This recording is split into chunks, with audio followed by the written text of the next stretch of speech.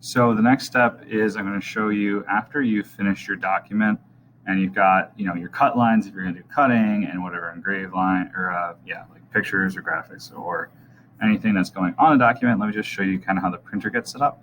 And this may get a little bit tricky, but I want people to be able to try it on their own. So here's how you get into it. So I'm going to hit Control P just to go to print. So you want to make sure, so here's where it's a little tricky. So you are going to be on the computer that's next to the laser. We want to make sure that the printer you choose is the one that's actually active. And it might involve unplugging and replugging in the laser. Make sure the laser is on first. And if you go to setup and it's like this, so it's like grayed out, you might have to scroll over. I have a bunch of different copies. You might have to unplug, replug, close this, reopen this.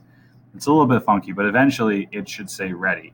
And once it says ready, then you can worry about the preferences. Just make sure that it's the printer that is selected. So I've got, for this example, if this one said ready, then I would say, okay, this is the one I need to set the preferences for. So in the preferences, it brings up this window. So a couple things we're going to do, regardless of the material, is we're going to select autofocus, and we're going to change the piece size to 24 inches on the horizontal and 12 for the vertical. That's going to happen for every single flat piece we do on the laser. So 24 and 12 are set for the size. Autofocus is set up so it'll automatically set the laser at the perfect distance. For the raster settings and vector settings, if you're only doing a picture, you just have to worry about the raster settings. If you're doing cutting, you have to worry about the vector settings. So how you get these numbers, there's a book next to the laser, and if you can't find it, let me know. And it's just got a table, and on the table it's going to say, for example, for wood, I think, if you go to the page for wood, it says 55S, which would be speed, and then for power, it says 100. So the laser works by burning different depths based on how long it sits on a spot for the intensity that sits on the spot. So I just put the speed for whatever it says in the book. So in this case, a 55 for speed, 100 for power is what it says in the book. And then I would say, okay. After, again, I'm just going to double check. Okay, autofocus, 24 by 12. This matches the book, so I can say okay. Then I would say print.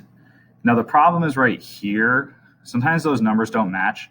Sometimes you have to go to setup again, just say continue, and then just hit print again, and then they'll just match up. It's just kind of a glitch. So if that's happening to you, just make sure they match up before you hit print. When you hit print, if everything is connected correctly, it will get sent to the laser, and you'll see the title of your document on the little screen on the laser.